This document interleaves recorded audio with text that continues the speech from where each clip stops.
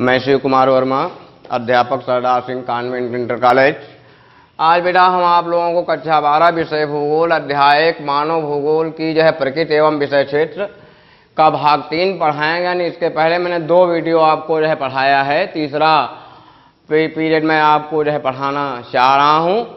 तो बेटा इसमें है प्रकृति का मानव पर प्रभाव तथा मानव का प्रकृति पर प्रभाव।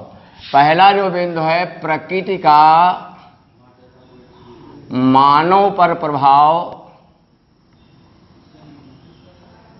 व मानव का प्रकृति पर प्रभाव। पहला बिंदु बेटा है, इसमें बताया गया कि प्राचीन काल से मानव अपने भौतिक पर्यावरण को प्रभावित करता रहा है तथा उससे प्रभावित होता भी रहा। यानी मनुष्य प्रकृति को प्रभावित करता है तथा प्रकृति से मनुष्य प्रभावित भी होता है। प्रारंभ में मानव को भौतिक पर्यावरण को प्रभावित करने में काफी समय लग जाता था। यानी जब मनुष्य को ज्ञान नहीं था, जब मनुष्य को तो विवेक नहीं था, उसके पास यंत्र चालित साधन नहीं थे, औजार नहीं थे। तो मान लीजिए कि जैसे एक पेड़ काटने में पत्थर की कुल्हाड़ी से उसको महीनों लग जाते थे, और आज बेटा क्या है, आज मनुष्य के पास विवेक है, उसके पास यंत्र हैं शक्ति से चालित और हाथ से भी चालित, तो कुछ ही समय में पेड़ को काट डालता है। जो काम करने में महीनों पहले लग जाते थे, आज वही कार्य कुछ समय में ही हमारा हो जाता है। अब देखिए पहले क्या था कि मनुष्य हाथ से जमीन को खोदता था या बैलों से खेती करता था। आज मनुष्य के पास में यंत्र चालित यानी शक्ति चालित यंत्र हैं, जैसे ट्रैक्टर है, कटेसर है, कल्टीवेटर है, हैरो है, रोटावेटर है। तो इससे वो अतिशीघ्र खेत की जुताई कर डालता है। सभ्यता के हजारों वर्षों की विकास यात्रा में मानव ने अपनी प्रौद्योगिकी को सुधारते सुधारते बहुत परिष्कृत कर लिया, यानी बहुत आगे निकल गया है बेटा। अब है क्या है, प्रौद्योगिकी और सांस्कृतिक विकास में परस्पर संबंध। अगला जो बिंदु है बेटा वो है प्रौद्योगिकी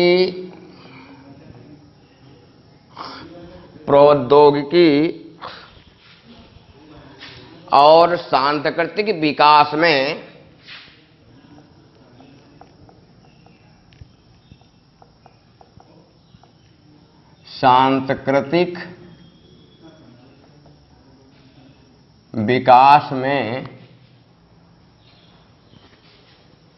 परस्पर संबंध।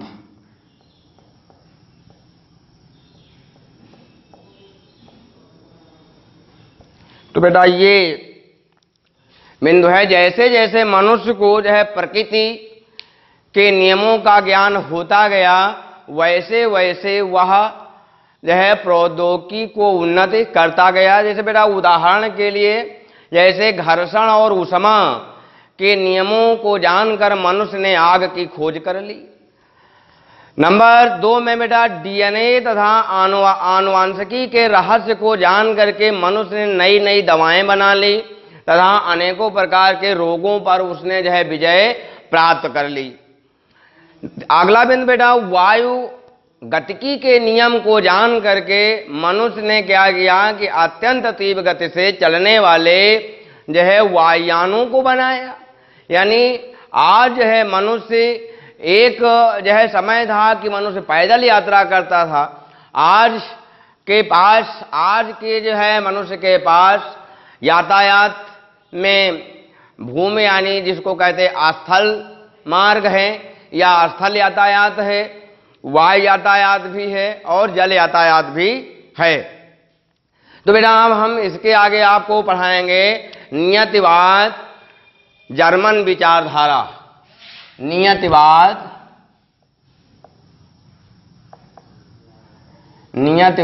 या निश्चयवाद जर्मन विचारधारा।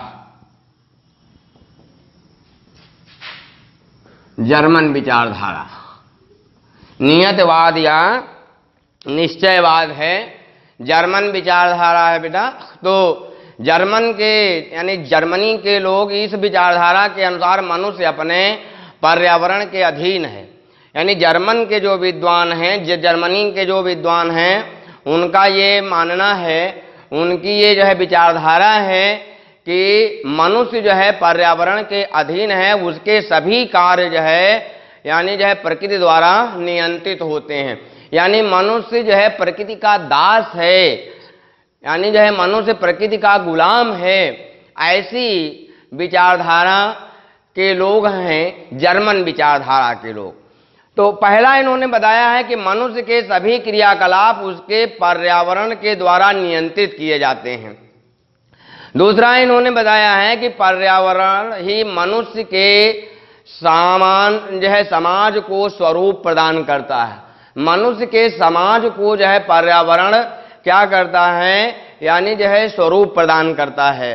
तीसरा बिंदु है, इस विचारधारा में मनुष्य निष्क्रिय तथा जो है प्रकृति जो है तो प्रकृति सक्रिय होती है।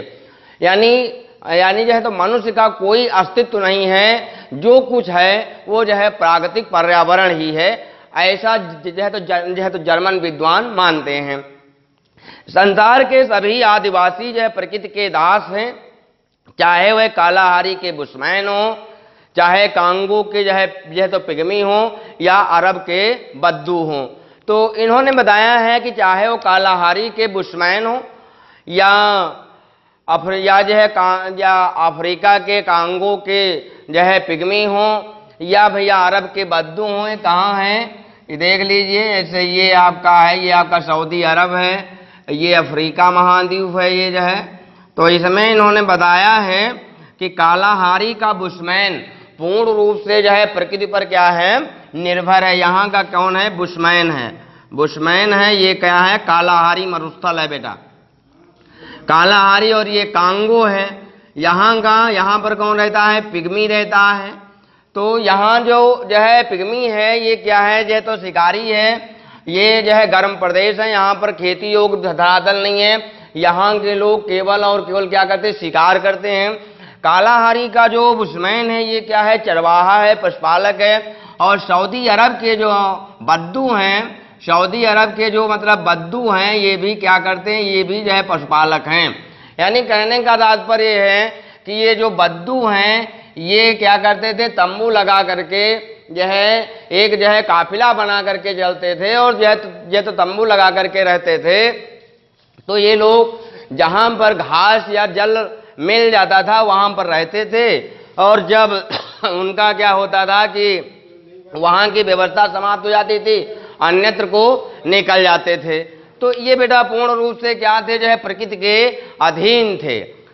अगला बेटा आपका है नियतिवाद के प्रारंभिक समर्थक। बेटा कौन कौन रहे हैं, नियतिवाद के प्रारंभिक समर्थक।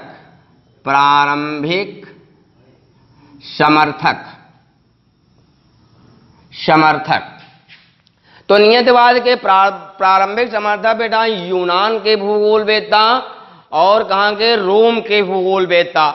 ये लोग जो है क्या थे, यानी निश्चयवाद के जो है समर्थक थे। तो इसमें मुख्य रूप से लिया जाता है बेटा नाम अरस्तु का और हेरोडोटस का। हेरोडोटस और अरस्तु जो ये थे, ये जो है रोमन जो है यानी रोम जो तो जर्मनी यूनान के थे। और इन्होंने क्या किया, इन्होंने जो है नियतिवाद का क्या किया, जो है तो समर्थन किया। इनके अनुसार यानी मनुष्य जो है कुछ भी नहीं है, जो है प्रकृति सब कुछ है, यानी मनुष्य जो है प्रकृति के अधीन रहता है। ऐसी विचारधारा के लोग थे अरस्तु और जो है आपके हेरोडोटस। नियतिवाद के मध्यकालीन और आधुनिक समर्थक हैं बेटा कौन कौन हैं, नियतिवाद के मध्यकालीन और आधुनिक समर्थक।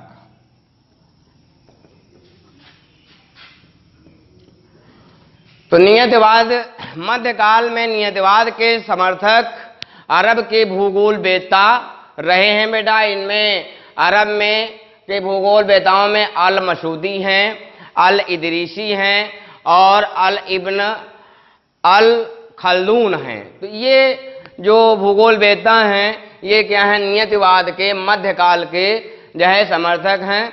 इसके अंदर बेटा जर्मनी के कुछ भूगोल वेत्ता हैं, जैसे जो है तो इमैनुअल कांट हैं, हमबोल्ड हैं, कार्ल रिटर हैं और रेटजल हैं। तो ये भी क्या है, नियतिवाद के क्या है, मध्यकाल के जो है समर्थक हैं।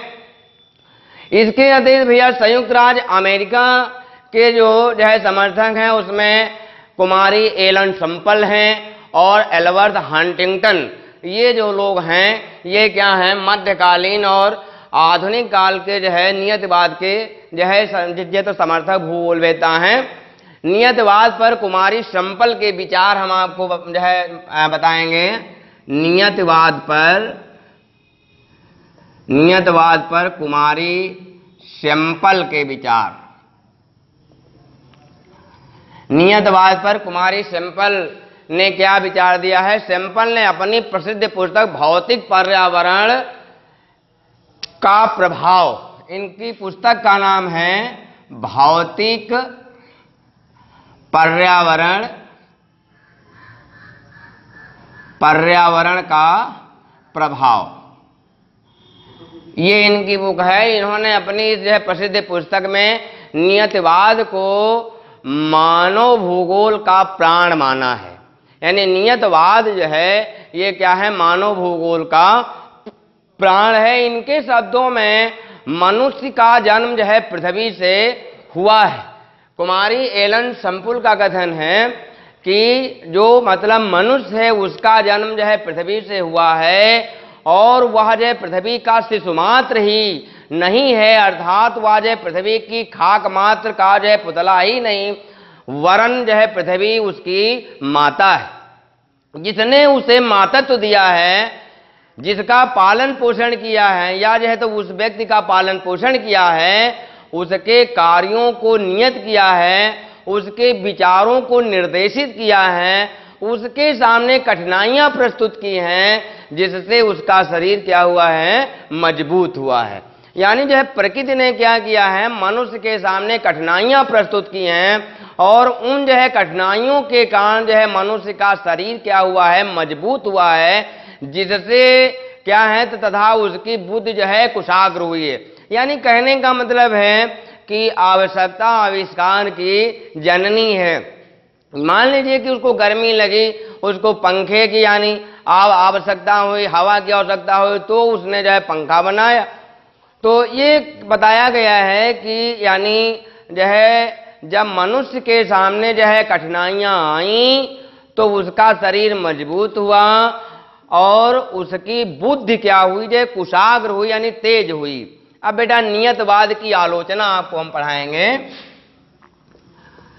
नियतवाद की आलोचना, आलोचना कहो बेटा या दोष कहो, त्रुटियां कह सकते हो, दोष क्या कमियां हैं या आप कमियां लिख सकते हैं।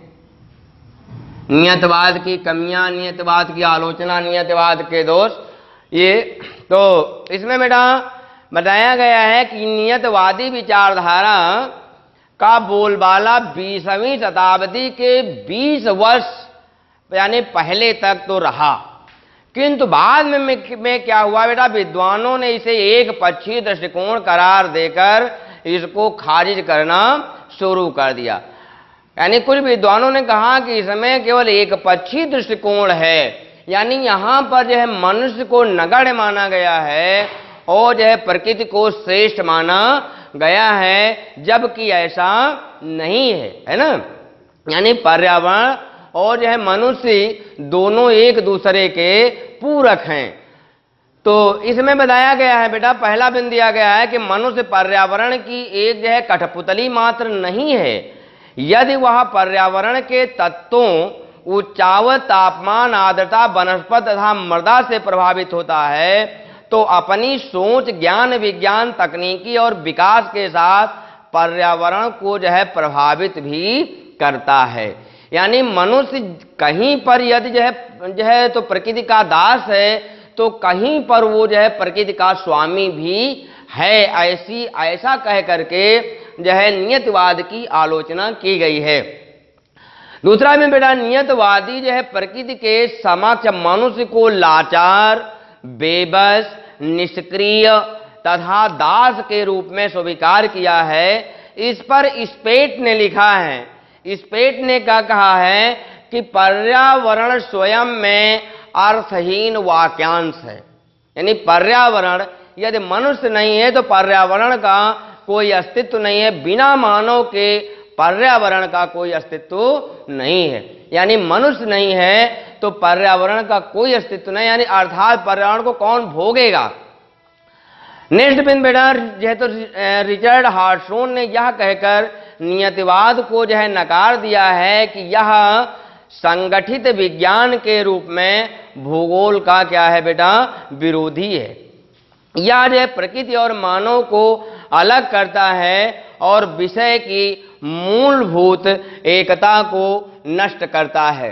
तो इस प्रकार से विद्वानों ने नियतिवाद को क्या किया है, यानी नियतिवाद की आलोचना की है। नियतिवाद में पूर्ण रूप से जो है प्रकृति को श्रेष्ठ माना गया है और मनुष्य को, मानव को बिल्कुल निष्क्रिय माना गया है कि जो है मनुष्य का जो है प्राकृतिक पर्यावरण के साथ कोई अस्तित्व नहीं है।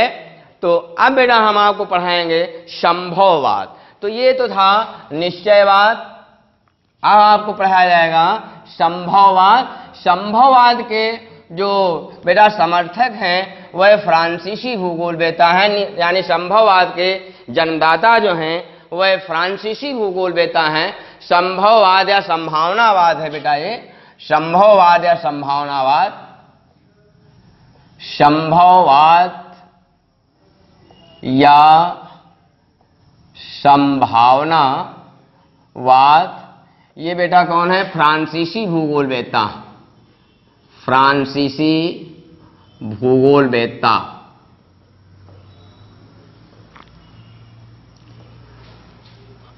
संभववाद क्या है बेटा, समय बीतता गया, मनुष्य विकास की सीढ़ियों पर चढ़ता गया, मनुष्य सामाजिक और सांस्कृतिक विकास के साथ साथ बेहतर और सक्षम जो है प्रौद्योगिकी का विकास करता गया। ज्यों-ज्यों उसकी आवश्यकता होती गई त्यों-त्यों वो क्या करता गया, त्यों-त्यों वो कारखानों का विकास करता गया, प्रौद्योगिकी का जो है विकास करता गया। तो बेटा अब क्या है, विकसित प्रौद्योगिकी के जो है परिणाम क्या हुए, विकसित प्रौद्योगिकी के परिणाम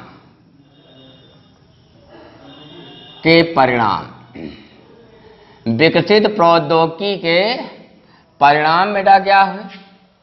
तो इसके बेटा कुछ परिणाम है वो यहाँ आपको बता रहे हैं।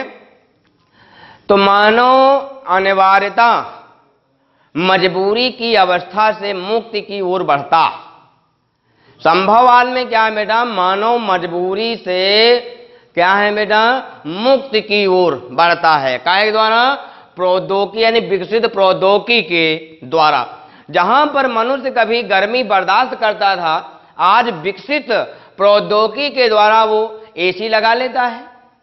ठंडे प्रदेशों में वो ठंड से जो है तो ठिठुरता रहता था, आज उसने क्या किया है, आज उसने हीटर लगा लिया है। तो ये विकसित प्रौद्योगिकी का जो है परिणाम है। तो पहले मनुष्य क्या था, मजबूर था, लाचार था, लेकिन आज मनुष्य यानी संभववाद के जो विद्वान हैं, भूगोलवेत्ता हैं, वह अब जो है मनुष्य को मजबूर नहीं मानते हैं। इनका कथन है कि जो है मनुष्य मुक्ति की ओर बढ़ रहा है।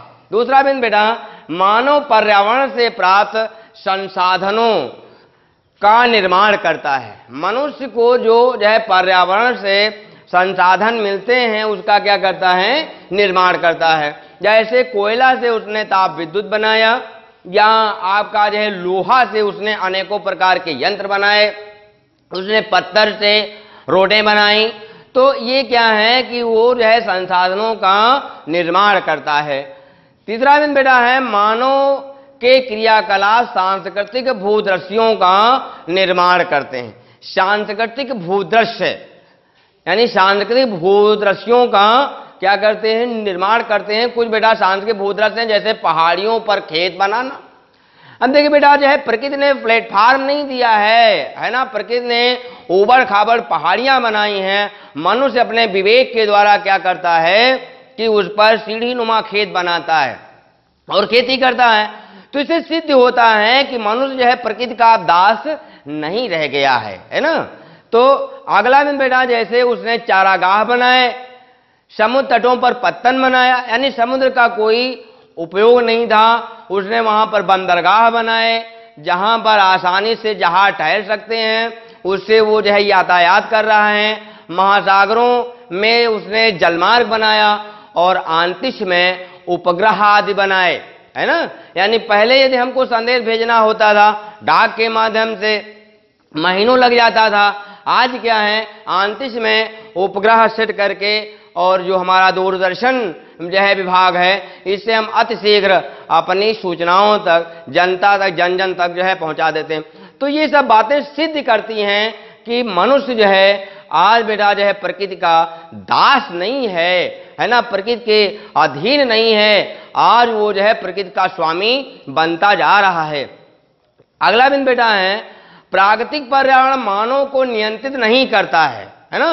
प्राकृतिक पर्यावरण क्या है, मानव को नियंत्रित नहीं करता है।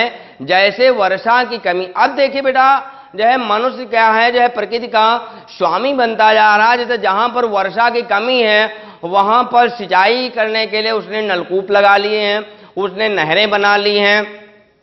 तो इससे क्या होता है कि वो स्वामी बनता जा रहा है जो है प्रकृति की। और जो है पर्वतीय ढालों पर उसने क्या किया है, सीढ़ी नुमा खेत बना करके खेती करना शुरू कर दिया है। बाढ़, जहां पर बाढ़ आती थी वहां पर बांध बना करके उसने बाढ़ को जो है नियंत्रित कर दिया है। और वातानुकूलित घरों का उसने क्या किया है, निर्माण किया है। वातानुकूलित यानी जहां पर ठंडक का मौसम है वहां पर उसने गर्म मकान बनाए हैं, जहां पर यानी जो है तो गर्मी का मौसम है वहां पर उसने ठंडे मकान बनाए। यानी कहने का मतलब कि वो जो है समशीतोष्ण प्रदेशों में आधे खुले मकान बनाता है, ठंडे प्रदेशों में बंद मकान बनाता है, और जो है गर्म प्रदेशों में बिल्कुल खुले मकान बनाता है, ओपन मकान बनाता है। तो ये सब सिद्ध कर रहे हैं, यानी ये जो बातें हैं ये सब सिद्ध कर रही हैं कि मनुष्य आज है प्रकृति का दास नहीं रह गया है। इसलिए ऐसी व्यवस्था को संभववाद या जो है संभावनावाद के नाम से जाना जाता है। अब बेटा संभववाद के समर्थक हैं, क्या है बेटा, संभववाद के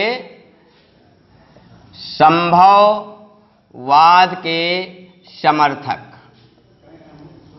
संभववाद के समर्थक कहाँ कौन कौन लोग हैं, कौन कौन बेटा, लुसियान फाइबरे प्रसिद्ध फ्रांसीसी इतिहासकार थे। इन्हें संभावनावाद का जनक कहा जाता है या बेटा संभववाद का जनक कहा जाता है। कौन बेटा है, लुसियन फाइबरे,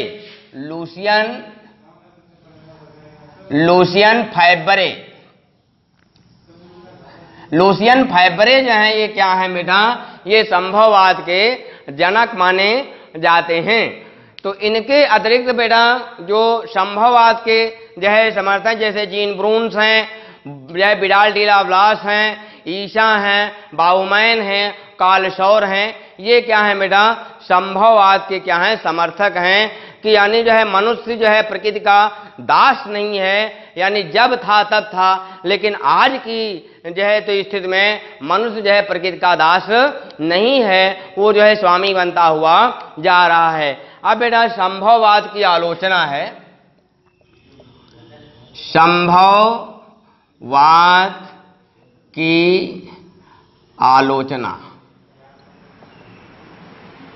या कमियां, संभववाद की आलोचना या कमियां, है ना, संभववाद की आलोचना या कमियां।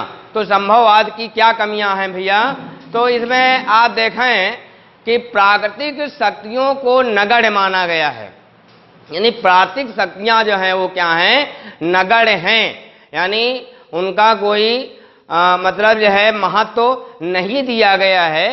यानी जो यहाँ यानी संभववाद में की सबसे बड़ी कमी ये है कि यहां पर मनुष्य को ही केवल श्रेष्ठ माना गया है और जो है प्राकृतिक शक्तियों को नकार दिया गया है, ये कमी है। दूसरा बेटा क्या है, प्राकृतिक पर्यावरण में संभावना को निहित करना। प्राकृतिक पर्यावरण में संभावना को इन्होंने निहित किया है।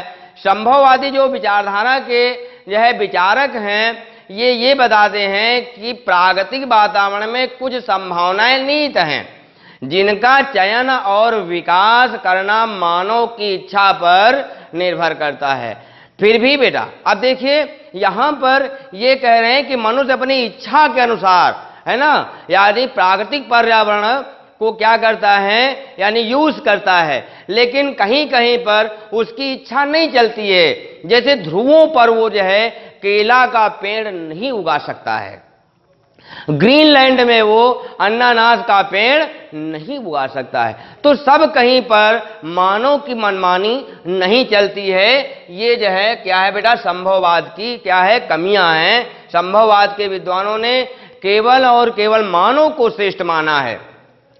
अगला बेटा है प्राकृतिक वातावरण के संबंध में एकमत ना होना। अब बेटा जो संभववादी विचारधारा के विद्वान हैं, भूगोलवेत्ता हैं, ये क्या हैं, एकमत नहीं है। ये जो है सबसे बड़ी कमी है। तो ये क्या है कि जो है तो किसी के अनुसार जो है प्रकृति मानव के लिए सुअवसर प्रदान करती है। कोई मानता है कि जो है प्रकृति मानव के जो है समक्ष योजना प्रस्तुत करती है, तथा कुछ लोगों के अनुसार जो है प्रकृति एक ऐसा मार्ग क्षेत्र है, एक ऐसा कार्य क्षेत्र है जिसकी सीमाएं निश्चित हैं। तो बेटा ये हमने आपको पढ़ाया संभववाद। अब बेटा हम आपको बताना चाहेंगे नौ निश्चयवाद। नौ निश्चयवाद, रुको और जाओ, स्टॉप एंड गो। तो नौ निश्चयवाद है। तो बेटा संभववाद और निश्चयवाद दोनों के बीच में जो मतलब सामंजस्य स्थापित किया गया है, वो कुछ भूगोलवेत्ताओं के द्वारा नौ निश्चयवाद के, यानी नौ निश्चयवाद जिसको कहते हैं, उससे सामंजस्य स्थापित किया गया है। तो नौ निश्चयवाद अब आपको पढ़ाया जाएगा। नौ निश्चयवाद।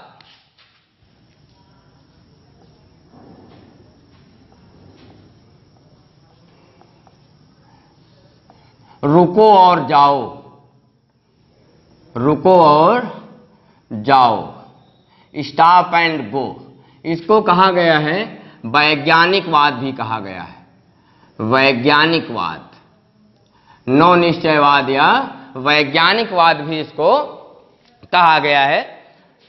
तो स्टॉप एंड गो, इसका मतलब बेटा ये है कि जैसे चौराहे पर ट्रैफिक पुलिस खड़ी हुई है, वो हाथ देती है रुकिए, लेकिन मनुष्य नहीं रुकता है, वो जा रहा है।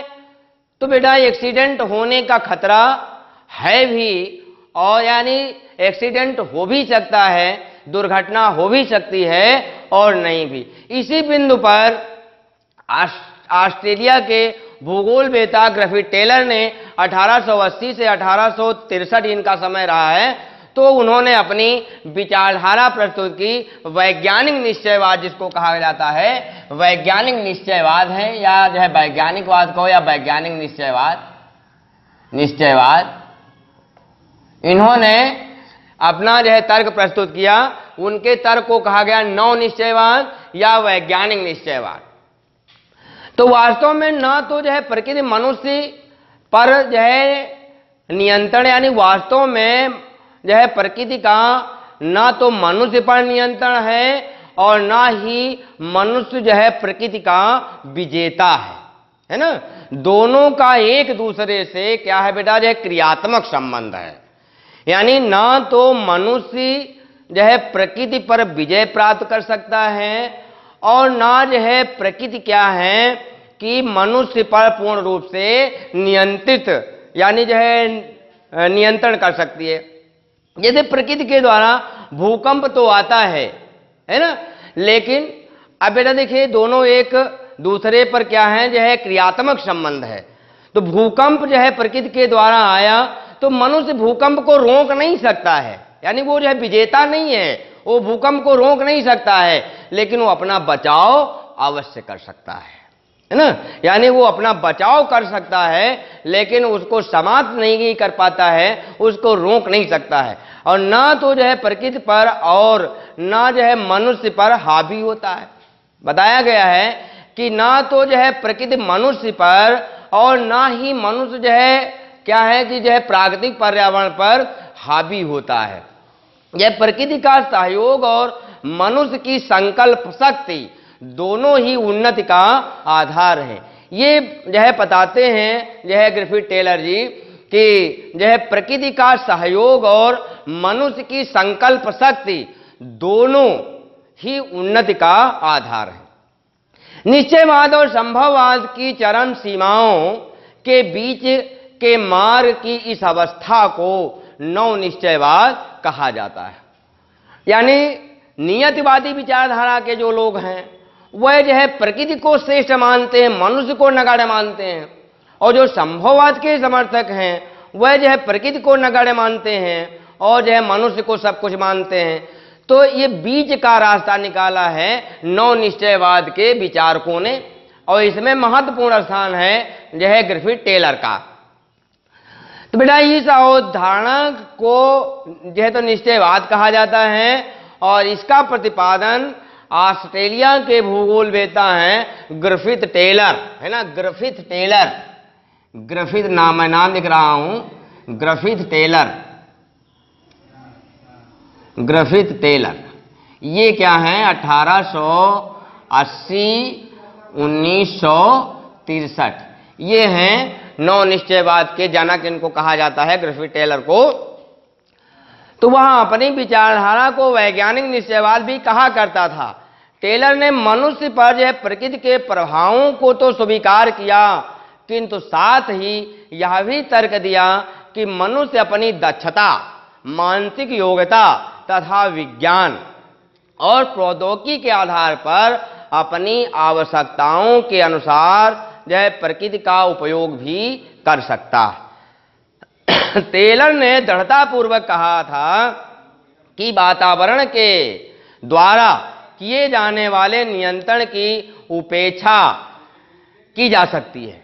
सांस्कृतिक जो है प्रकृति जो है प्रकृति की योजना की सीमाओं के अंदर ही की जा सकती है, चाहे मनुष्य पर प्रकृति का पूर्ण नियंत्रण न हो फिर भी प्रभाव अवश्य रहता है। अब बेटा देखिए ग्रिफिथ टेलर का कहना है कि देखिए प्रकृति का मानव पर पूर्ण नियंत्रण तो नहीं रहता है लेकिन प्रभाव अवश्य रहता है। प्रभाव का मतलब कि ठंडे प्रदेशों में है ना मनुष्य रह सकता है लेकिन वहां की ठंडक को समाप्त नहीं कर सकता है। वो जो है प्रकृति के साथ में सामंजस्य स्थापित करता है, बंद मकान बनाता है, मकान को गर्म रखता है, इस जो है प्रकार से वो जो है सामंजस्य बनाता है, यानी जो है प्रकृति का उसके ऊपर प्रभाव अवश्य रहता है, और जब जो है प्रभाव है तभी वो जो है बंद मकान जो है बनाएगा। मानव की जो है प्रकृति को है ना, मानव को बेटा क्या है जो है प्रकृति की आज्ञा माननी पड़ती है ना। ऐसा नहीं है, टेलर के नव निश्चयवाद की संकल्पना का समर्थन बेटा अनेक विद्वानों ने किया है, जैसे फ्रांसिस बेकन हैं। फ्रांसिस बेकन ने कहा कि जो है प्रकृति पर उसके आदेशों का पालन करके ही विजय प्राप्त की जा सकती है। स्पेट ने क्या लिखा है, स्पेट ने लिखा नव निश्चयवाद कुछ भी नहीं बल्कि निश्चयवाद तथा संभववाद की चरम सीमाओं के बीच का दर्शन है। क्या कहा है कि स्पेट ने कहा कि नव निश्चयवाद कुछ नहीं है, यानी इसका अर्थ तो कुछ नहीं है, लेकिन जो निश्चयवाद और जो संभववाद है उसकी चरम सीमाओं के बीच का दर्शन है। तो बेटा इस प्रकार से हमने लेसन नंबर 1 3 वीडियो में जो है समाप्त कर दिया है, और इसका नोट्स भी हम आपको दे देंगे। थैंक यू, धन्यवाद।